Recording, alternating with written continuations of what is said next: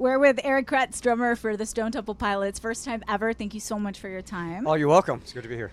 Is it good to be here? Yeah, we're on tour. It's been a really wonderful tour we've been on. So we're out with, right now we're doing a festival here in Louisville. But last night we're on tour with the Rival Sons. Yes, I know. That's been going really great. I've been following that. And I don't mean here, I mean getting here is actually what I mean, because there's a little situation with the bus. Yeah. What happened? First time. So 3 a.m. our bus driver got into a fight with a construction zone in the bus. And I think we lost. So we're all a bit rattled right now. So did you hear it as it happened? If I could paint the picture for the listeners, it's basically the front screen of the bus and kind of like the side is all shattered to bits. Shattered. The side of the bus is all scratched up. Yeah, we kind of fell out of the bunks and just held on. And, you kind of do that going off to the side, the trench to the side. We kind of fell into that and then pulled out and got here. Yes, first time. 25 years, 27 years of touring. It's the first time that's happened. Thankfully, everybody is safe. Not so much for the bus. The bus Yeah. is tore up. That can't be cheap. Oh, man. Well, I'm glad you guys made it. We kind of quickly touched on, I know you have a studio, right? It's Bomb Shelter Studios. Bomb Shelter Studios, in yeah. LA. Mm-hmm. So I wonder, like, outside of obviously the equipment, what makes for a good studio? Like, what do musicians and yourself kind of require outside of obviously equipment? Yeah, when I built the original one in downtown Los Angeles, I took all the experiences that we've had making records of where are bands the most creative, and they're actually most creative on the couch, in the lounge area. So I put a pool table there and had a nice big lounge area, kitchen, and that's where people tend to grab the acoustic guitar and continue to write, like either more songs or develop more of the songs they're trying to work on. And then the actual studio part, you'll love this. I built a really large control room because the egos are so big in the control room, man. And it's when it's a really small area and everybody's elbow to elbow, it gets a little tough. It gets a little hot in there. So there's enough space there for everyone to fan out, and a lot of great records got recorded there. So and for a while we had the Henry Rollins show. Saw that going on there. So just a great sounding space, and at the time too, I was the only person kind of in downtown Los Angeles, kind of spearheading that whole movement that was going on a while back. And if you go to downtown Los Angeles now, it's absolutely crazy. It's all new construction. Well, they take the old buildings and rebuild them. Yeah. And then and the funny thing is, Warner Brothers, Rhino Records, all that, they ended up being a block away from where my studio was. Like, convenient. Yeah. That works. Just, you don't want to walk. You don't want to go far. Just walk over. It's 2 blocks. Make yourself at home and enjoy our pool table and our gourmet kitchen, which absolutely caught my eye. I'm like, I'm not a musician, but I want to go play on the pool table and eat the food. I recently saw this video of you. You were playing drums. It was like a paper drum. Oh, the cardboard series. Yeah, drums. That's really cool. When they presented me with that, I saw. They showed me the Tony Hawk version where they build a skateboard out of cardboard with a lot of resin, so it's pretty stiff. Yeah. I'm like, there's no way a skateboarder can thrash this thing, but it held up and it didn't break. And then they've done a surfboard, they've done a guitar, so when they brought a drum set, I'm like, yeah, I'll break it, You're like testing it out at first gently. No, You're like, how much? I'll see. You got cameras rolling, let's break this thing. And you couldn't break it. The glue was so strong inside, and it actually sounded pretty good. I mean, it wasn't meant to sound great. They're just trying to see what they can do to see if they could actually build it and it would hold up. So they brought it to my place, and fun rainy afternoon in Los Angeles. But the kick drum sounded really good, and it held up. And I was really surprised with the craftsmanship of how you could take a common material like cardboard and make it into something as beautiful as a drum set. The comments were amazing. Way to think outside the box. And there's all these amazing comments on that. I was like, where's the styrofoam inside? Yeah, it was so really you good. can ship it yourself. You have to rewrap it. I wanted to ask you, I'm sure you have. I mean, everybody has, right? You've gone on stage with Stone Temple Pilots. You're going to do your thing. You're going to kill it. And then something's wrong, whatever that may be. What's your most memorable something is wrong moment on stage? Oh, on stage? We've had a lot of those moments, but it's usually like technical problems. Sometimes either, like we did the Detroit Grand Prix earlier this year, and I think the first or second song, just the whole PA system went out, so they had to switch to another generator, and that one didn't work, another generator. So you're just talking to the crowd, should we pull out the acoustic guitars? What are we doing here? And it can either be really frustrating if it's a high pressure thing. This one happened to be fine because the Grand Prix was delayed because of there was a crash earlier, so that delayed a few things. So as far as we go, that's probably the biggest one that can happen. I mean, just because there's no power, so you're just standing there. Staring at thousands of people staring back at Just you. go out and sign autographs and say hi to people. So there's that's nothing else cool. to do. Like, because they're standing there, they know what's going on. Like, we can't hear you. You're like, I know, Yeah. we're aware. Of course, I have to ask, Jeff Goot recently shared that a new Stone Temple Pilots record has been completed. I don't know what, if anything, you can tell me about that. Oh, it's a beautiful record. So it's different in that every record we've done has some really hard-hitting songs, and we usually open every album with it, whereas this one doesn't have loud, hard-hitting songs. It's just we really tapped into emotional side of ourselves and took it to do the whole record that way. So it's I don't want to say it's acoustic based, but there's a lot of acoustic guitars in there, but there's also other instruments that we haven't had on records before. Other Can you give me one example of an instrument you've never had on a record yeah, before? like a flute solo, but I mean a Flute solo. wicked flute solo. I mean, nothing, All right. just it's so cool. We kind of tapped into our love of folk music that we grew up on in the 60s and 70s and put some lush electric guitars on top of that sound. It's really a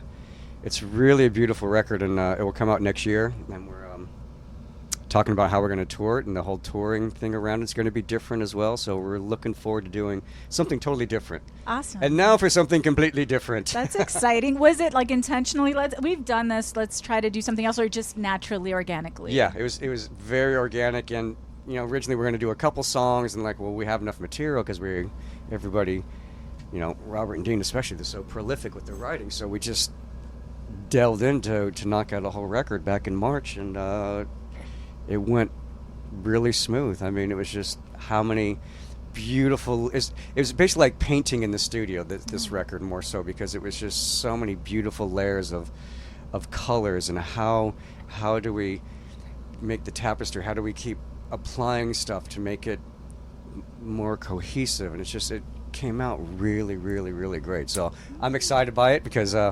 it's like I said, it's different in that we're not having this aggressive rock sound to it. It's like there's none of that on there. It's just pure musicianship and beautiful songwriting. That's so exciting. I cannot wait to hear it. Speaking of prolific and writing, I'm sure you're aware this year is the 30th anniversary of you guys being together. I mean, not necessarily the debut album, but of being 30 years. First of all, did you ever even... as a teen or as a child, think, what does 30 years in a rock star's career look like? No, because I was probably 20-something years old when I met Robert. I was living in Long Beach at the time, and it's one of the few moments where I actually pulled out a recycler, the kind of paper magazine, and you look at the back for the Want ads. Mm-hmm. And it was actually Drummer Wanted, and I called Robert on the phone, and we probably talked for 2 or 3 hours that night, just everything from Zeppelin to... Sabbath to Steely Dan, and just the Beatles, on and on and on. It was just, he was like an instant friend to have over the phone. Like, all right. So once we got together, it was a different lineup than it is now, of course. But the strange story was we were in Long Beach, and I get the audition, and the guitar player at the time, Corey, was like, "Man, I'm getting shocked from this mic stand." And next thing you know, he touches the mic and it hits his mouth with his hand, and he flew into my drum set, and he was just getting electrocuted. So the funny thing is that he was kind of saying that, "Oh my God, I'm getting a shock, and give me a shock," and then he flew into the drums, and thank God he survived, and we took him to the hospital. And the strange thing was, Scott looked at me like, "Well, I guess you're in the band because this is so bizarre." I mean, we didn't really play any music. We were just getting started, and from there, the strange friendship has gone on and on and on over the last 30 years now. 30 years now. You guys have to have a ton of material in the vault, don't you? No, we're always pretty lean on what we put out in the records and not having a lot of excess. So there's a few jams that are out there, but as far as songs, especially when we're doing these deluxe edition 25th anniversaries of either Core or Purple, we kind of go through what we have, and that's all that's all coming out there. Yeah, I was going to ask you about the super deluxe edition of Purple. It was released earlier this month. Do you have a favorite memory of making that album? I think going back, it's listening to the demos when we're in the rehearsal room writing the songs, because not only as a band member but as a listener, you get to hear the development, like, oh, that song's not completed yet, oh, they still had to work on this part there, or the tempo was different, or the lyrics are, only 50% there, or completely different. So that brings in all the emotions of what we were thinking about at the time, what was going on with our lives at the time. It's like a time machine without the visuals. It's just the visuals are all within our own head, and we have to kind of remember. We all start talking like, oh, remember the couch was there and it was disgusting, and some dog was like humping the pillow on the couch, and we're like, what the hell? Like, all those ridiculously funny moments of stuff comes out when we start reminiscing about the writing of some of that stuff from years ago. Oh, that's sweet. As you touched on, you're on the road currently with Rival Sons. So great lineup, 2 amazing bands. What was the last band, though, that you heard that just you're like, I can co-sign this band. I respect them. I respect what they're doing. Oh, there's a lot of them, especially when you come to some of these festivals. But Rival Sons has just been so great because I'm listening to them every night, and like, they're great. And they just have such great song structures, the musicality, and they're so groovy as far as how they touch on the blues to the modern side. And not only that, they're just great guys too, because it's when you see someone 5-6 days a week, and it's pretty nice when you see friends and you're happy to see them. And so as far as that goes, the tour's been going great. All right, cool. Interstate Love Song alone has been streamed over 130 million times only on Spotify. I mean, I can't even imagine what the numbers would be if you added everything up. Are you of the mentality, this song again? Some musicians, like, they get burned out on songs, or... There's been times when I've been burnt out on songs, but Interstate's not one of them. It's what would it be? What's the one that you're just like, and not again? Well, it's tough because then you sound so jaded. But I know. But Plush back in the day when it was so popular and playing it because it was so popular, it could feel odd playing it because it was so popular. If that makes sense. Like I said, I don't want to sound jaded. It's but 25, 27 years later, like, you really love the song again because you realize how beautiful it was and how it affects people. Right. But Interstate's just such a great, fun, groovy R&B kind of song that it's fun. It's fun to play every night. We were listening to that at the bar last night. I sitting there and I started talking to some guys. You know how it is. And what are you doing? Oh, I'm working on some questions. I'm gonna have the pleasure of interviewing. Oh, Stone Temple Pilots. And then they started playing. Like, everyone pulled it up on their phones, and we were just like sitting at the bar listening to that song and other songs. It was fun. I want to wrap on a kind of serious note, and this is an Oprah-ish type of question. I don't know if you're aware or not, but news broke yesterday that Mr. James Hetfield, frontman for Metallica, is re-entering rehab. They had to postpone some shows. So I know, obviously, addiction is something that you've been touched by. What would you say you know for sure about addiction? It sucks. Yeah.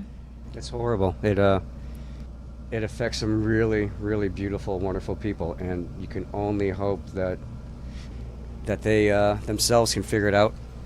I mean, the structure's there to help people, but they have to help themselves.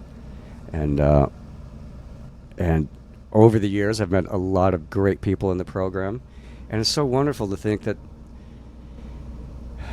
that these people made it to the other side, because when you hear their stories about how they're on a one-way path to complete destruction, that when they come to the other side, you just see how beautiful their spirits are, and it's like you just kind of hope everyone can get through it and see the light in the way. It's a horrible disease, and people act so different, and it's so difficult when they're going through it. It's difficult for everyone around them when they're going through it. So I don't know James, so I can't comment on him, but no. From a few other people that we've had to go through this with, it's really wonderful when people are sober and clear and just full of life. It's you get you get to see a whole different person sometimes. All right, Eric, thank you so much. It was really a pleasure chatting with you. Thank you so much. Yeah, thank you.